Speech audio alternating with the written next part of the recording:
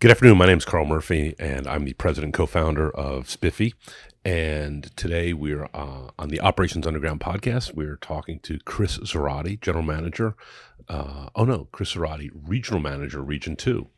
I misspoke. Chris has been general manager, Los Angeles for a long time and was recently promoted to regional manager and now runs like multiple states. Chris, welcome. Thank you. A little closer. Thank you. I'm happy to be here. This is going to be fun. Yeah, so Chris, tell us about where did Chris Cerrotti grow up, and what was like childhood and high school like for him? I grew up in Southern California in a little pocket in the Venice Marina area. Luckily lived in the same house my whole life, and my family still has that house. Went to Beethoven, Mark Twain Junior High School, and eventually Venice High School. So that's where I grew up. And so what did Chris do when he was like 15 years old? You like play sports? Did you like smash mailboxes? Did you? I was a baseball player. Yeah. So yeah, I played a lot of baseball. That's where you'd find me. So I'd go straight from school to a baseball field somewhere. I played in multiple leagues. I played, 5-6 nights a week when I was a kid, up until I was probably in my 20s. So yeah, I spent a lot of time on a baseball field. Interesting. Yeah. Baseball is the least favorite sport of mine. You run into baseball guys and they just love to sit there and talk statistics and pitching, and I was never good at it, and I just never got into like watching it. I don't know. I can lose hours in a day talking about baseball, and yeah, still I enjoy doing that. Coaching baseball right now. So that's awesome. Yeah, that's awesome. So then, so you grew up in Venice. Tell me about your family. Like, you have brothers and sisters, and yeah. So I have an older sister. She's 9 years older than I am, and then I have a younger brother who's 2 years younger than I am. Both of which still live close. My sister lives in Culver City. My brother lives also in Culver City. So they're just about 15 minutes away. The house I grew up, was about 10 minutes away from that. So everybody still lives very close together. So it's nice. We were kind of moved. Everybody kind of went their own separate ways, but it's neat because now everybody's kind of back in their same place where our roots are, and we get to spend a lot of time together. So, which is really cool. Yeah, hardcore, real Los Angeles and a Californian. Born and raised, yeah. Absolutely. Never actually had any other zip code out of the state of California. Wow, that's crazy. Yeah. That's crazy. Yeah. And so you graduate high school. What are you doing with your life at that point? I was going to Santa Monica City College. I was waiting tables. I thought I wanted to be a police officer. And I was testing for police departments, and as I said, that was kind of my goal. And all the while I was working in the restaurant business and got offered a management job, and that's kind of how things took off for me. I finished my AA and took a management job and started working for California Pizza Kitchen at 22 years old, and I was their youngest general manager at the time, and I never really looked back in my management career. I just continued to stay on that path. Yeah. So how big or young or old was CPK back then? So I opened up the 26th store. They went on to have a couple hundred, but it was so small that the owners, Rick Rosenfield and Larry Flax, used to visit the restaurant, and I knew them well. So it was a very small thing at the time. And then obviously exploded. And I worked for them for about 5 years, and I was with them even when they merged with PepsiCo. And so that was an interesting time to be a part of that group when, a company like PepsiCo buys your company and merges in, and suddenly you're a small fish in a big pond, and that changes dramatically. Yeah. So what was it like running a CPK? By the way, I love California Pizza Kitchen. It's like a staple restaurant for us as a family, and my kids like know the menu inside and out, and they have a standard sort of, this is what we eat here. I'm a big fan of the chopped barbecue salad. And then they have some good soups there. But interestingly, I don't order a lot of pizza at CPK. As a Yankee from New York, like, their pizza is not what I'm used to like large floppy slices of oil dripping pepperoni. I like that too. Right. Yeah, I know. But so tell me what's it like? So tell me about a CPK store. What kind of revenue does it have? How many employees? Like, what's hard about running that? I think so. the locations that I ran, full service locations, and so we had staffs where we'd open a location, you'd have 60 or 70 team members, and you'd whittle that down to about 30 front of the house staff, and then you had about 20 to 25 back of the house staff. So you had a large team. So front servers, backs, like cooks, basically. Yeah, and then you have your front of the house management team, general manager, and then assistant managers, and then you have a kitchen manager, and then they have a management team that runs the kitchen, and so the GM runs the whole entire restaurant. So that's how the staff's made up. The volumes. If you had a busy store back then, you were doing $1.2 million was a busy store, and again, this was in 1990. Right. So last century. Yeah, I certainly just dated myself there, but that's what busy volumes look like. I was always attracted to that concept because at the time it was, they were cooking from scratch. They had a commissary, they were making everything scratch. It was in Redondo Beach. Everything was shipped out fresh every single day.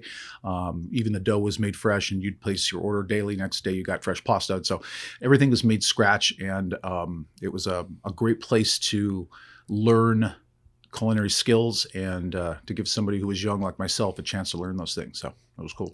Were you more interested in the back of the house or the management side? I started because I started on the front of the house on the management side, and that's where I got my opportunity. But to answer your question, I drifted into the kitchen, and I found a love for that. And I loved being in the kitchen. Yeah. Probably part of that is why I've gotten into what I've gotten in now, because I like the messiness of what goes on and the intricacies of what goes on, and that's certainly a part of what our business is, especially around oil and things of getting your hands dirty, getting in and under things, and coming out with something that works well. So yeah. Interesting. And so you worked there for like 5 years. What'd you do after CPK? I left CPK and I went to work for a restaurant group called Rubios out of San Diego. I worked for Rubios for almost 10 years. I wanted to be a multi-unit manager, and so I thought there was a better opportunity for me to do that because they were smaller units. And so I went to work for that company and stayed there, like I said, almost 10 years, and got the opportunity after about a year to become a district manager, then an area manager and regional manager. And so I kind of got to climb that ladder and take several different positions, have lots of different opportunities, lived in several different cities from San Diego up through Northern California. Great run, great opportunity to learn a lot about the restaurant business and grow a restaurant business. And I started at store 15, and I left there at store 88. And so I opened personally 30 of those. So, wow, nice. Yeah. Nice. No wonder why you like Spiffy, huh?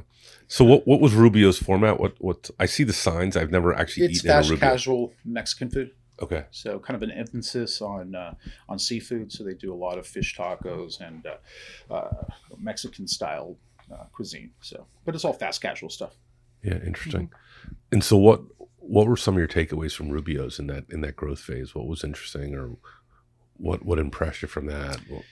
That it was ran by Ralph Rubio. It was a family-run company, and Ralph would, much like yourself, go into the office every single day, was extremely accessible. I knew him well, spent a lot of time with him. He was in my restaurants a lot. I learned some things from him. So that was good. Opening all those restaurants really quickly. You learn how to do that and learn from your mistakes very quickly and get better at it. And then if you're good at it, they let you keep doing it. And so that was a great opportunity to see different places, learn a lot, meet a lot of different people, network.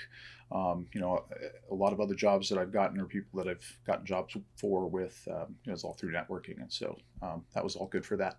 Yeah. And I think, the best part of any brand is the growth phase. Growing, that's exciting. Promoting people, having that opportunity, that's what's exciting about being a part of business. Because conversely, shutting businesses down and things like that is ugly and not fun. So yeah, it sucks. It's tough. So I've been on that side of things. It's ugly. You and I've done that out here. Yeah, and don't ever want it. Those are dark days. Don't want to do that. So growth and the rapid growth. And the opportunities that it presents were really unique, and those are probably my biggest takeaways. Yeah, so you should stay up there closer to the mic because you're like 10 times better right there. Perfect. We'll edit that section out, but that's Okay. so Rubios for, you said 15 years? No, I was with Rubios for 5 years. Oh, so 5 years. Okay, so now we're basically 2000. You spent 5 years at CPK, 5 years at Rubios. You built the heck out of restaurants on the West Coast. You know every restaurant operator from San Francisco to San Diego. Sir, I bet you know every restaurant supply guy from. You're like, go find Cerrotti, or he's going to need a fryer. It was something I used to be good at. Yes. Yes. So then what do you do after Rubios?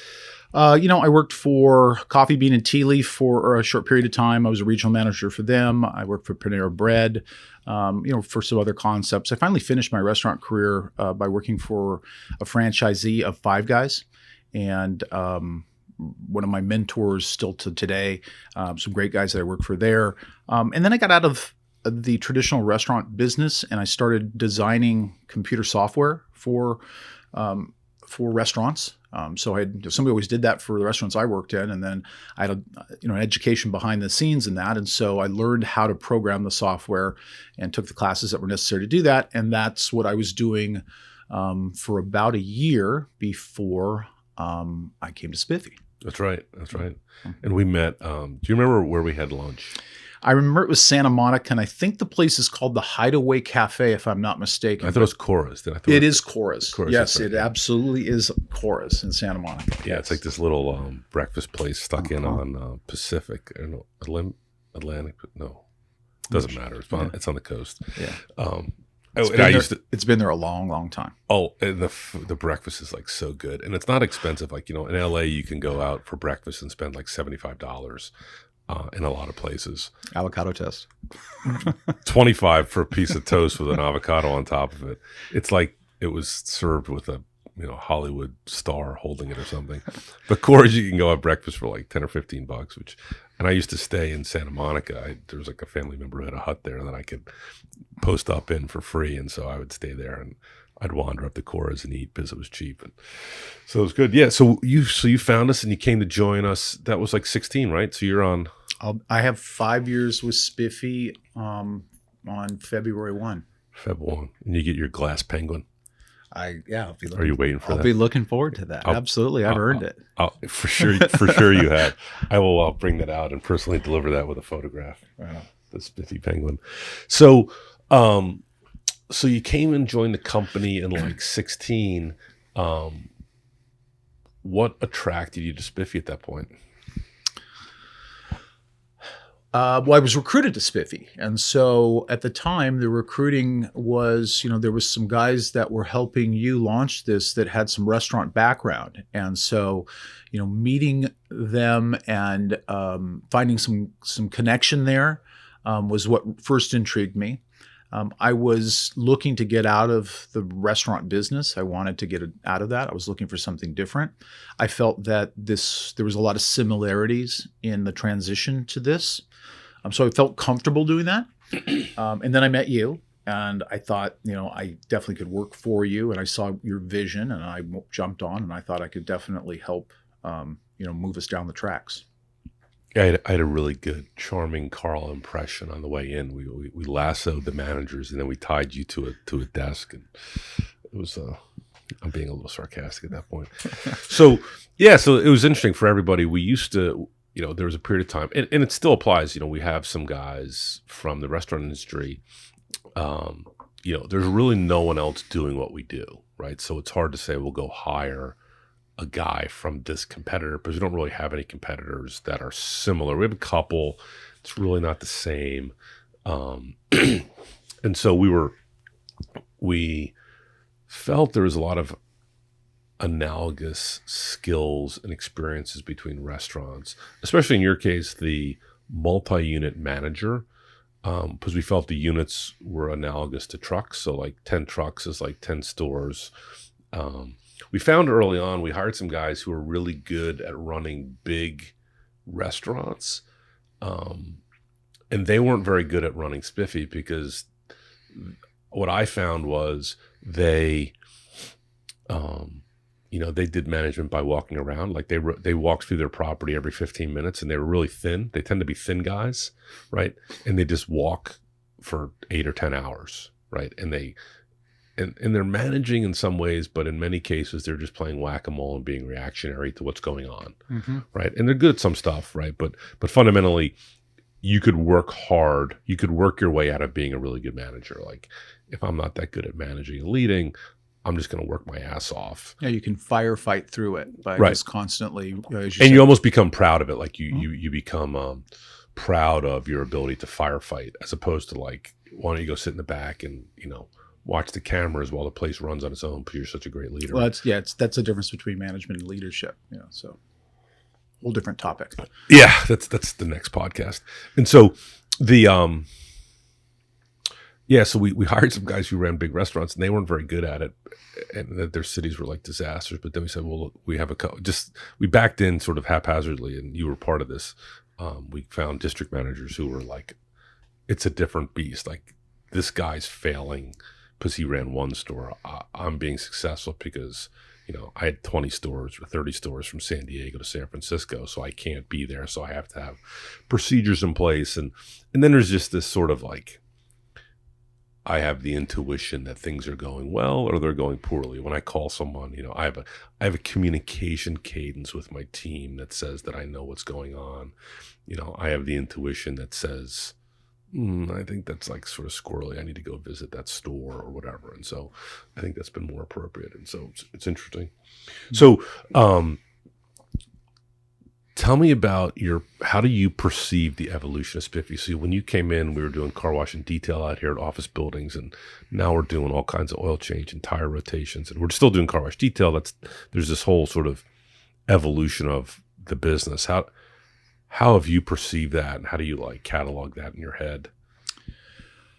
Well, it's been exciting because, as you pointed out, there's not a lot of people doing what we're doing. So we've had to kind of create our path on how to do these things. And you learn a lot from your mistakes, and I think we've done that. And we're never afraid to take anything on. So, whether it was started in wash and detail, and then we've moved into oil, and then high volume oil, and then we're into windshield chip repair, and now tire replacement and patching. I feel like there's just much more we'll continue to do. It's been a wild ride. Myself personally, I've learned a great deal. Anybody can change a tire on the side of the road, but when you really learn about tires and you learn about the inner workings of all of those things and the purchasing of tires and all the partnerships that there's just a lot to it. And so I've learned a lot, and the same thing is true with oil. I've learned, my education currently on oil is something I never thought I would have.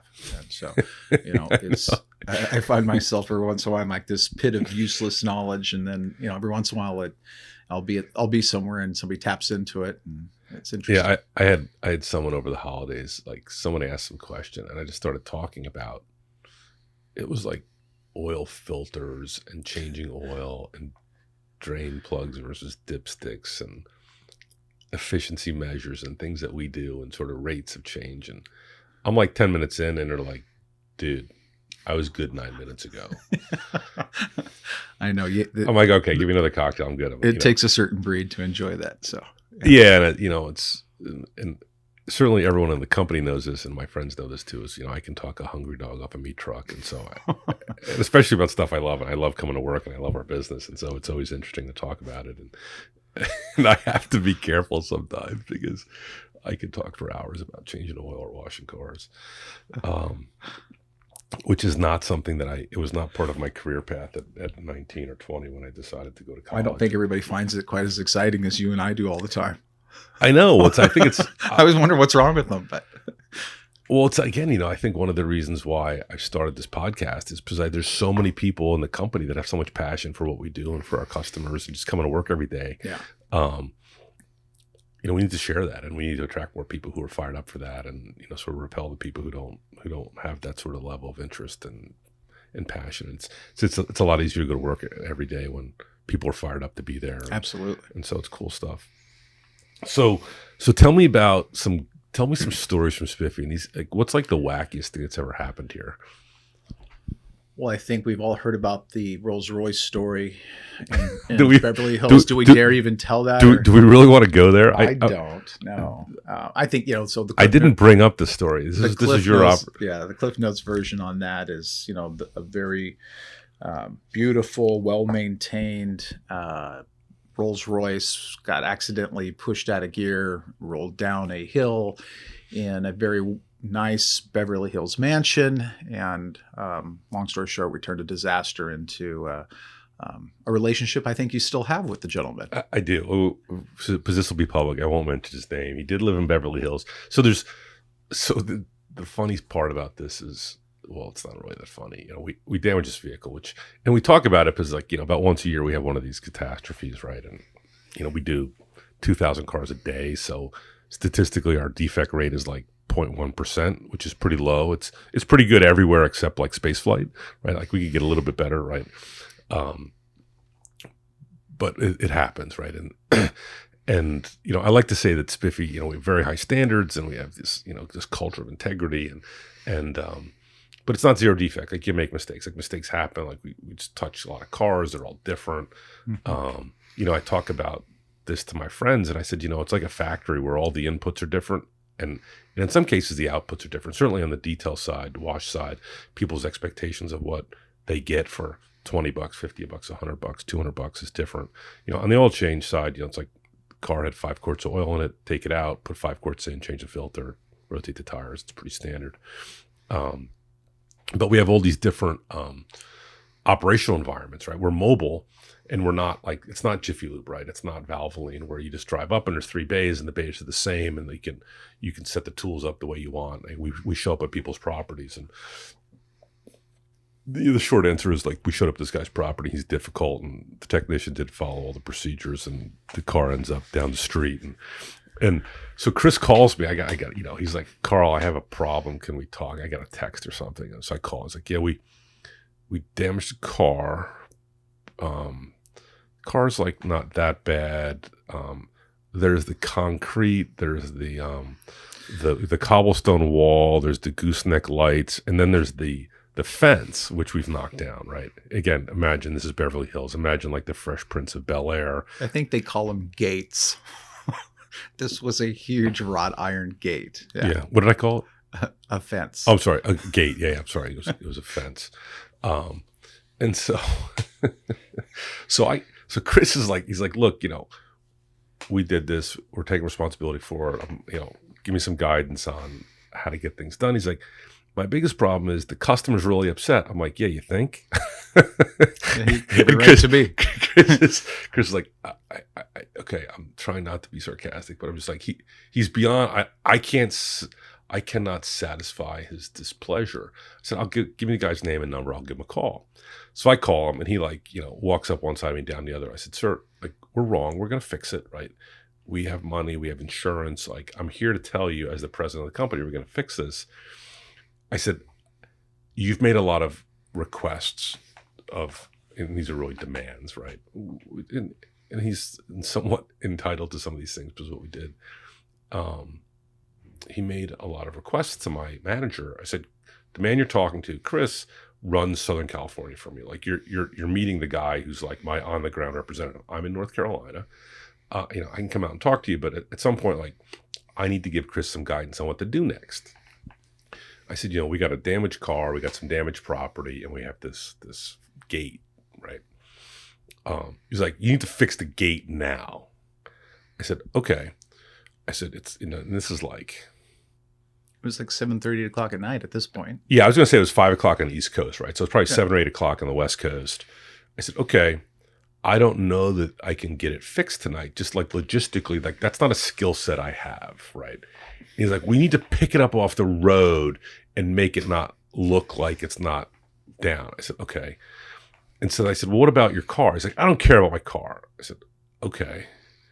That seems odd. In my head, I'm like, that seems sort of odd. I don't care about the car. And then he's like, then you need to fix the gooseneck lamps. I'm like, how do we hit the lamps? Okay, whatever. I'm not even going to worry about it at this point. And so then I said, look, let me talk to Chris and see what we can do. So surprisingly, in case this ever happens to you, there are 24-hour-a-day gate repair people in Beverly Hills. So there is someone who will do this for a price, which we found, which wasn't actually that expensive. In hindsight, it was a couple $100, but it wasn't that hard to fix. And surprisingly, I guess it happens on a regular basis. Like people run through these things for a variety of reasons. Yeah, I didn't realize it was a problem until this happened. Right. Yeah. So, there's a demand for this work after hours. Yeah, which I find one of the most interesting things about being in business is you end up talking to other people about what their jobs are and what their businesses are. And we found a guy who does 24-hour gate repair in Beverly Hills, and he's like busy on weekends. And so we found this guy, and he fixed the fence for, I don't know, $500 or something. It was not. Was just him showing up soothed the pain. Right. Well, because the guy who's the client actually has he has a Higgins, right? So if you remember Magnum PI, Higgins ran the estate. He had a Higgins. So Higgins gets involved now, and Chris is talking to Higgins, and Higgins is sort of better. That's right. I forgot about Higgins. Remember Higgins? I do now. Yeah. Well, so then you give me this other guy's name, and so it's not Higgins. It's like Charles or something. And so Chris comes back to me and says, well, there's this other guy. So I call the client back, and I say, well, what about Higgins? And he's like, why are you talking to Higgins? I'm like, well, he said it's his property. Now the client goes berserk on me again. I said, look, can you give me some understanding about why you're so bent up about the fence and not the Rolls-Royce? Like the fence is wrought iron, it's like steel, and it's basically been repaired by 9:00 at night on a Friday night. And he's like, well, I don't actually own the house. I rent the house, and I rent it from a Russian oligarch who I think is, mean to people he doesn't like. in the worst ways of being mean, like they disappear, they're cut into pieces or shot or something. And this is I don't even know who the guy is, but he's making the story up, right? Or this is his concern. It's all like, oh, awesome. So we damaged the guy's car. He's associated with some oligarch. He's renting the house, and we damaged the house too. I said, we need to get those gooseneck things, those lights fixed. That's like Saturday's project. Yeah, suddenly we understood the nature of the problem. Right. And so then I don't know. Chris does a great job. It's like basically resolved by Monday, minus a couple of cobblestones, which we couldn't match perfectly, which is not surprising. I think they were like flown in from Scotland or something. And so now Chris and I talk. I said, hey, we need to catch up on Tuesday morning. Chris, I find out later, Chris thinks he's getting fired at this point. Like, I fixed the fucking problem. Carl's like, immediate problems are done. And I'm going to be like sent back to frickin' to frying, French fries at Five Guys or wherever he didn't want to go as a career. Very true. Yeah. And so I said, no, it's fine, dude. We're good. We got it fixed. It's resolving. We have to deal with these issues all the time, or different types of issues. Not necessarily. This was an extreme one, but it was a good story. Yeah, it was about 4 years ago. It was a long time ago. Yeah. Well, and unfortunately for Chris, we've integrated this story into management training. It's like 3 pages in our management training manual. And deservedly so. And it's just about there's a bunch of good stories, right? There's integrity, and there's execution, and there's hustle, and there's customer first service, and all kinds of good cultural things about the story that I think were wins for us, in spite of the fact that we had an employee who had a mistake on a vehicle. So it's become a great conversational piece for others. Mike Tolsman actually put that in training. I did not. I know. Mr. Tolson will call me every other Tuesday and have me regurgitate the story. So I know. I've asked him to find other stories. He's like, this is a very good story, Carl. It's culturally very relevant. He has like this whole talk track about why we should continue to talk about it. I'm like, okay, great. I get it. It's just, Chris and I have PTSD. Like no one died, fortunately.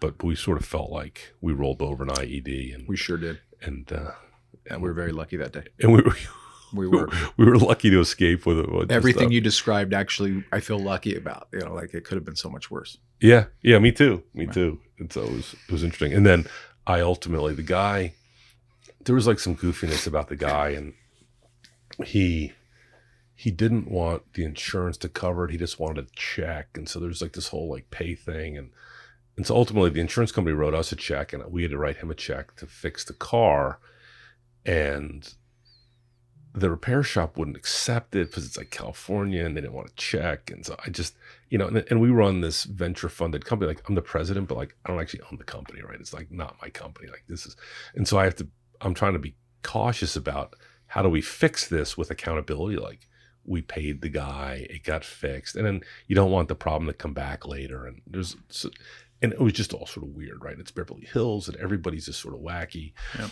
And so I had to ultimately go. I went to the Beverly Hilton at 6 p.m. to meet the guy to give him his check.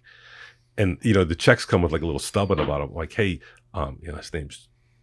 this is not his name, but I'm like, hey, Joe, Mr. Joe, could you just sign the bottom and put 4 Rolls-Royce on it, so I have like a receipt that you actually got this check? Because I don't, I'm the president, but it's more like a public company and less like, Carl's Car Wash, which is what you're perceiving it to be.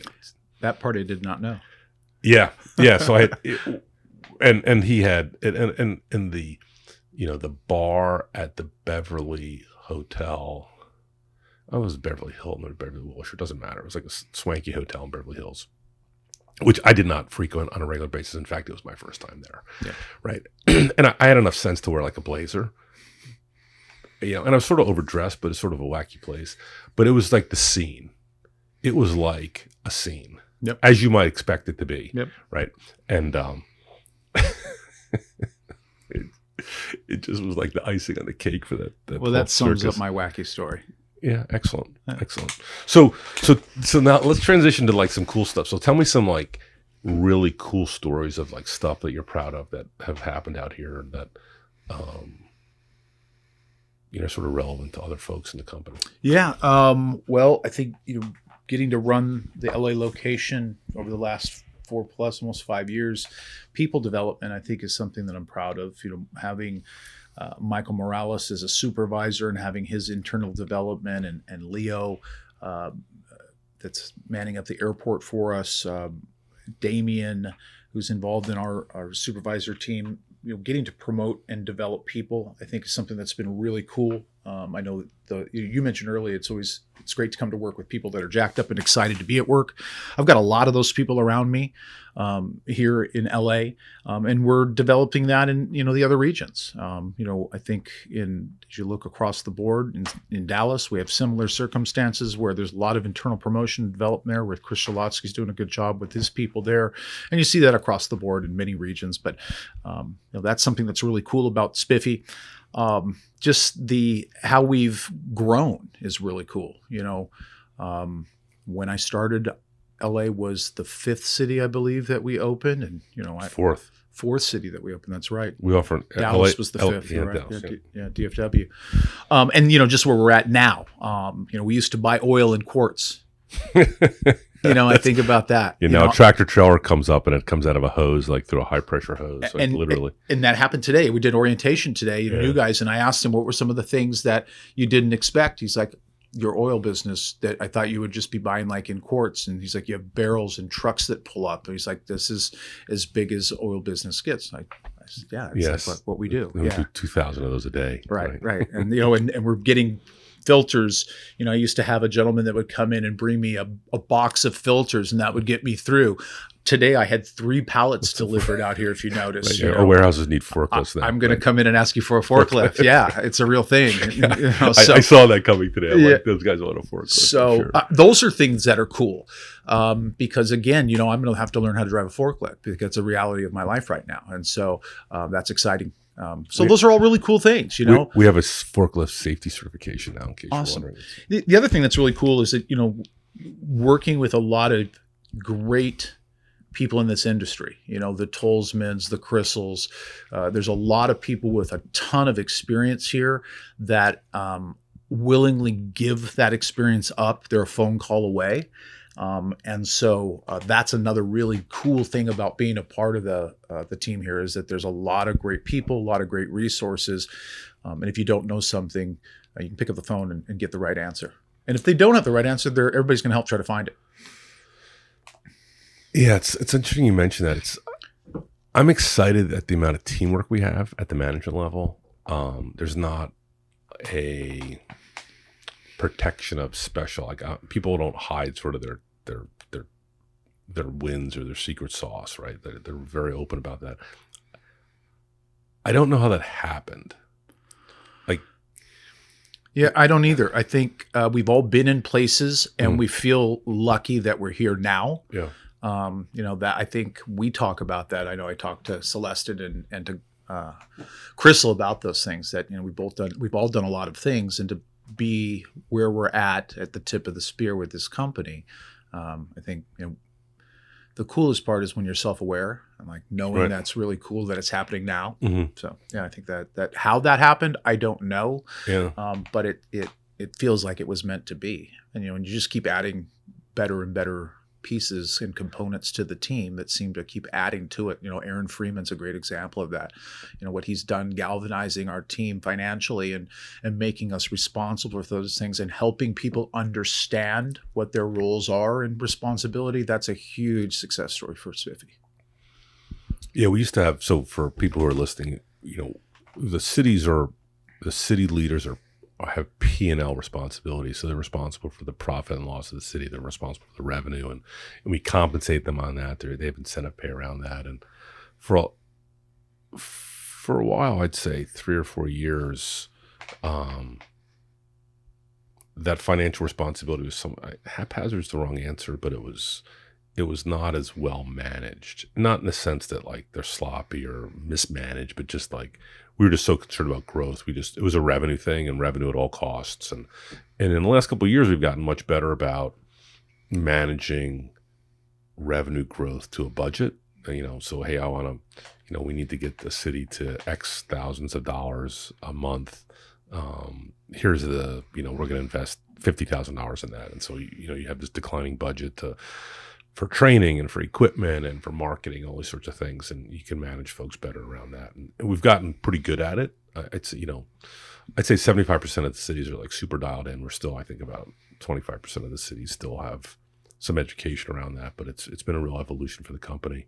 I think you see that in startups. You go through this phase where, do you have a decent product with someone, do you have a product someone wants to buy, or are you solving a problem? That's like, okay, yes. So now you have this product market fit. And then the next one is, well, how do you sell it pretty effectively, and how do you grow? And for better or worse, growth is what investors value. So like, okay, how much capital do I have? Like, how much gas can I put into the engine to grow, or how much gas can I put into the engine to drive as far as you can get on that amount? And so we did that for a couple of years, and now we're at this phase where we have to do both, right? you have to have a super tight budget, you have to have high growth, and you have to hit your target numbers on the expense side. And the company's gotten good at that.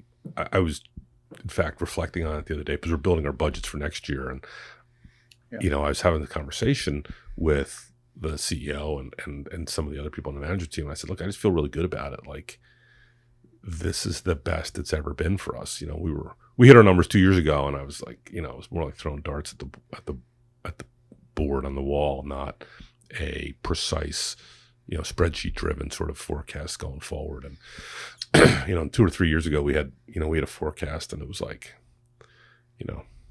4 names on a napkin that we came up with. And now we have so many people in our pipeline. We need a piece of software to manage it, and a meeting to go through it, which is a good problem to have when you get this big. So yeah, interesting.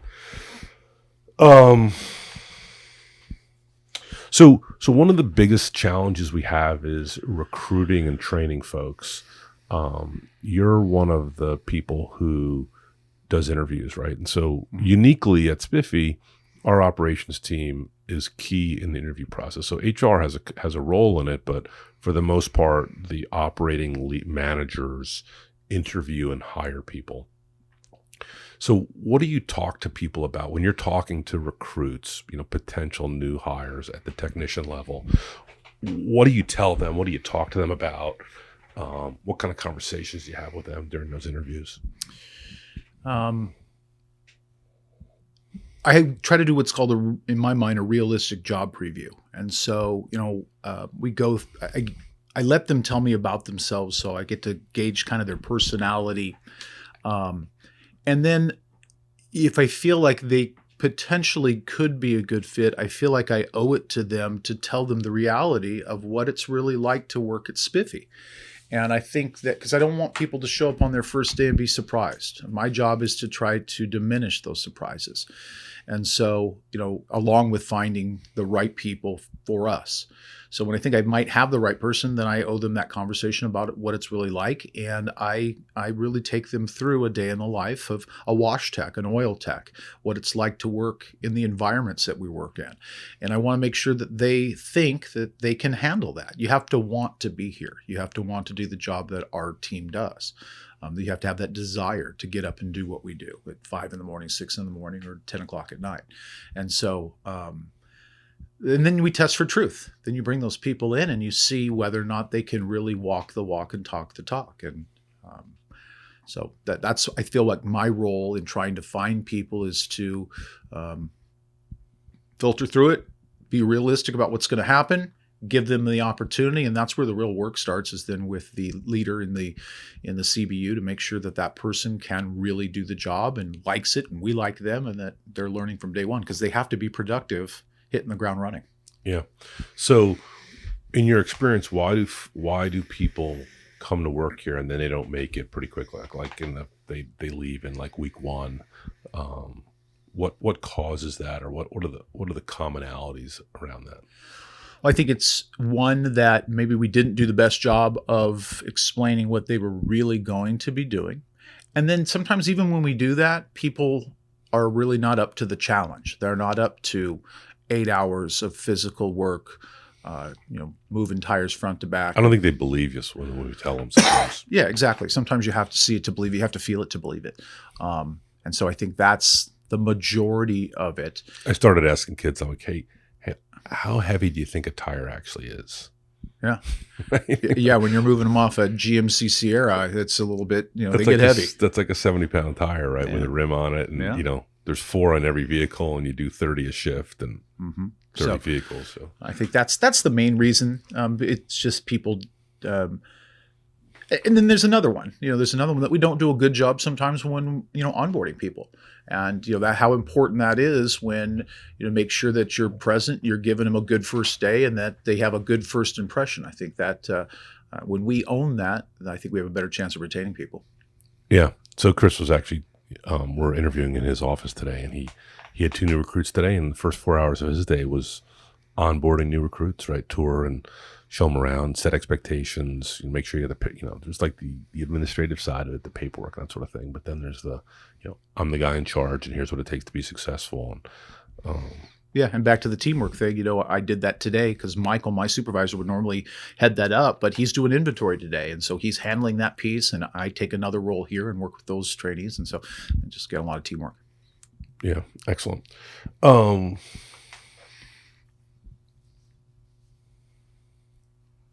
What do you want to talk about? Oh God, I'd love to talk about where you think our company's going to go next. Where I'm on this journey with you, and we've got, the rocket's on the pad, and I can see it's going to take off. I just, if you were to look into your crystal ball, that's the $1 million question, Carl. Where are we going? So it's a good question. There's like short-term plans and long-term plans, and there's the vision, and then there's a reality, and then there's all the stuff that bounces off of you against those plans. We started the company, we basically launched in 2014 to solve a problem for consumers. And now, consumers are a third of our business, and commercial accounts are 2/3, right? So there's been this evolution from, pure consumer to sort of a mixed business. We started washing cars and detailing cars, and now we do all kinds of maintenance. And so I think the company is going to continue to grow.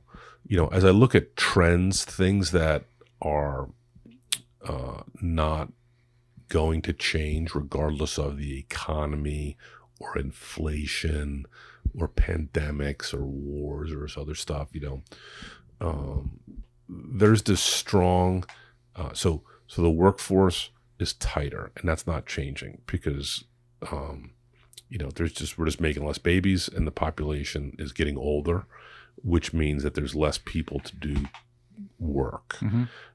So the services need to be more efficient. Our system, our technicians, our good technicians can do 30 PMs a day.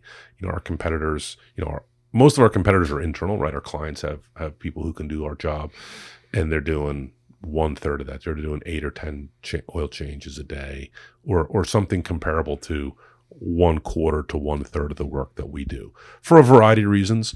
We're more flexible. We have different technology. We have a piece of software that helps us. So, there's going to be this. So what's not changing? The workforce is getting tighter. Consumers, both clients, both consumers and businesses, want more convenience, right? So, we've had an incredible growth in second and third shift business, right? Because the client has limited assets, whether it's a tractor trailer or a delivery van or a truck or a bucket loader or a bulldozer, and they want us to do the maintenance on it when it's not moving and generating revenue for them. And so, so the clients want more convenience. The workforce is being constrained, and generally, if you stop listening to the news, the world's pretty good, right? Like, the economy's growing, people are being educated, they're making more money. There's less war. It's like generally, like, all the big stuff in society is generally pretty good. Now, the news would have you believe otherwise, because they don't really sell papers and TV shows without, chaos and blood and destruction. Yep. But for the most part, generally things are better. Generally, people want convenience. They want, and convenience means the future is mobile, which is where we are. And generally, there's less people working. Certainly at the younger people, and there's less people who want to do the work. What's interesting is we're really good at attracting people who like to work with their hands. Like, the people who we interview on this podcast, and the people that we love to have on our team just love to turn a wrench and play with equipment and wash cars and clean cars and deliver sort of that level of high quality work. And so we've really gotten, one of the outgrowths or the positive impacts of the pandemic for Spiffy has been our ability to recruit and retain people. We can get better at it for sure, but we're recruiting people and filling our needs at a much more successful rate than certainly our clients are, and then I think some of our competitors also. Some of that's the culture in the company. It's like, it's a good place to work. Some of it's we pay better. Some of it's, I think it's like all those components, right? There's this pie chart of things that are important, and we've gotten a little bit better at everything. And so I see a lot of opportunity. I don't really worry about the opportunity to grow, like the ability to go get revenue from somewhere. Mm-hmm. We're going to continue to add services. We'll continue to add geographic regions. We're going to continue to add lines of business. We did consumer services. Now we do fleet maintenance, and we just added tires this year. And so, there'll be other stuff. We have, we've experimented with some things, and some things don't work. Yeah. And that's fine, right? I think as long as we can maintain that entrepreneurial culture where, we test and measure, and the things that work and stick, we double down on, and things that don't, we just set them aside and don't get hung up about them. I think, at a high level, we're going to continue to grow pretty aggressively, and continue to grow the business. And so, I think it's just more of the same, right? And there'll be, you've been around for, again, like almost 5 years, right? So we had 30 trucks when you joined, 40 trucks maybe. Yeah, if that. Yeah. I mean, you had 5 trucks out here, right? And so each city had like 5. Yeah. I think Raleigh had 10, and so I mean, so we had 50 trucks across. I only have one of those 5 remaining. They've all filtered around and changed, and we've done all kinds of stuff with that. And so we're 6 times bigger on trucks, and probably 8 times bigger on people. And so I see a lot of growth. I see new services. I see lots of opportunities. I spend a lot of time. I don't worry about, and so like I've worked at a bunch of startups, and some other startups I used to worry about the demand, like where's it coming from? Who are we going to sell this to next year? Mm-hmm. And here I worry about how do I deliver it at a high standard to the client safely and profitably. It's not lack of demand. It's how to do it well. Right. And well is profitable. 5-star ratings, customers happy, We're making money. Our investors are happy. The employees are still here and working. And, there's this delicate balance of like, running a high performing team and not chewing up your staff. Like it's a delicate balance. It's a delicate balance. And sometimes we're good at it and sometimes we're not. But I think that's, again, I think the future's bright, and I think the revenue's there, and the opportunities for solutions are there.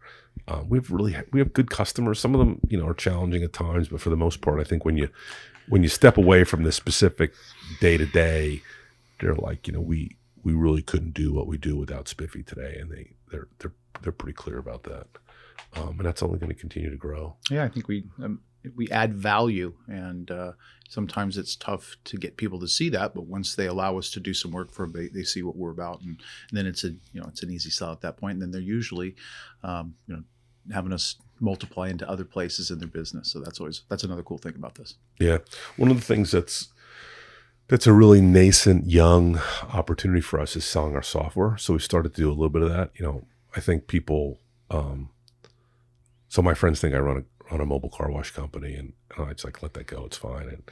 And at the end of the day, it's really this really powerful technology company. We're starting to sell some of that, right? And we sold some to some car dealerships, and there's like thousands and thousands of those out there. I think there's going to be a day where we have a whole group of people. All they do is sell and implement software to other people. Oh, that would be neat. Yeah.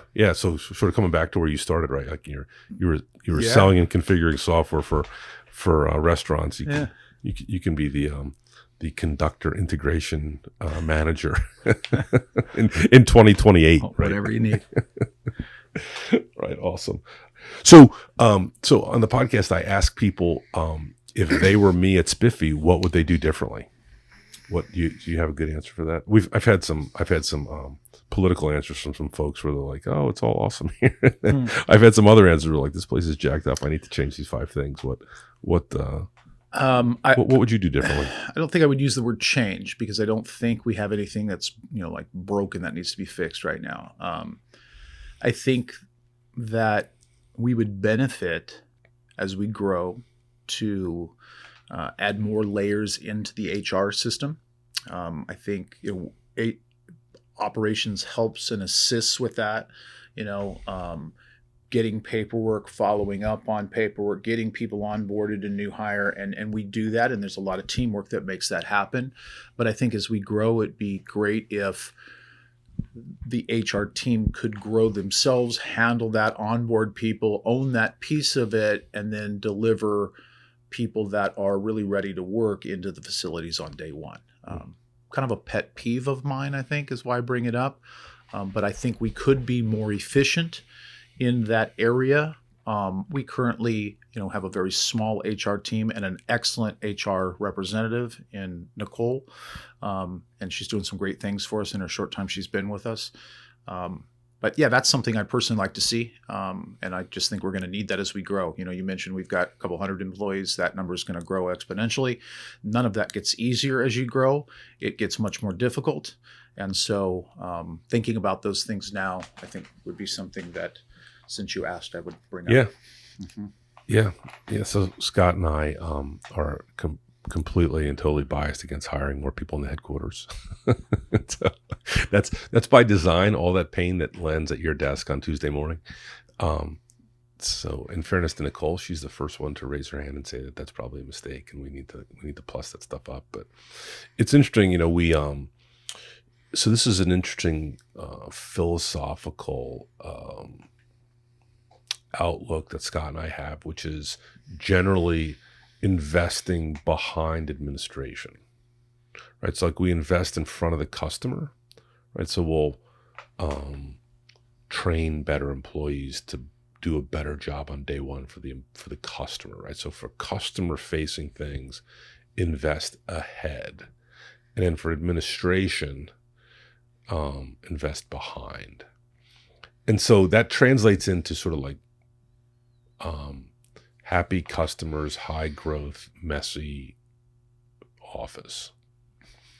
And I think everyone in the headquarters would say, God, that's an actually design. Like we I don't know if they're aware of that, but that's for sure something we do, and I think it's a outlook that Scott and I have developed over, almost 20 years together. And certainly he's built and sold a couple of companies. And so it's, when you have limited resources, and that's what we do. And it's interesting. Like, it was a lot easier to run $1 million company with no money, right? When we started the company, I bought a truck for $5,000 out of free cash. Like I literally called Scott and I said, hey, look, we made X amount of money last month, and I'm going to go take 10 of it and buy a new truck. And like literally went to the bank and I pulled out 100s because I bought a used truck from a guy and he wanted cash. And, the largest bill you can get is 100 at the bank, right? And so, so I got $50, $100 bills, and I actually got 60, and I bought $5,000 to the guy for the pickup truck, and then I went to Lowe's and I bought a power washer and a tank. And that's how And that was the inception of Spiffy. It was the inception of Carolina Auto Spa Mobile Detailing, right? Okay. Which evolved into Spiffy the brand, and then we bought a small company and we did some other stuff. But my point is that I think the invest behind and invest in front of sort of thing is, but certainly as we grow, and we're at a place where, like, today we're about 375 people, and we're going to go to, this time next year we'll be solidly over 500, maybe 600, depending on how fast things come together. And so I have said one of the things we need to do is do a better job of onboarding and a better job of helping the operations team train better. I think a lot of the I think we have some inconsistencies in the field from a training standpoint on day one. And when we find it, do we find it on day one or do we find it on day 5? Whether it's a great employee or a bad employee, or great recruit or bad recruit. We need to get more consistent about that across, our 35 or 36 cities that we have. So that's certainly something that's on my list for next year. Excellent. So, all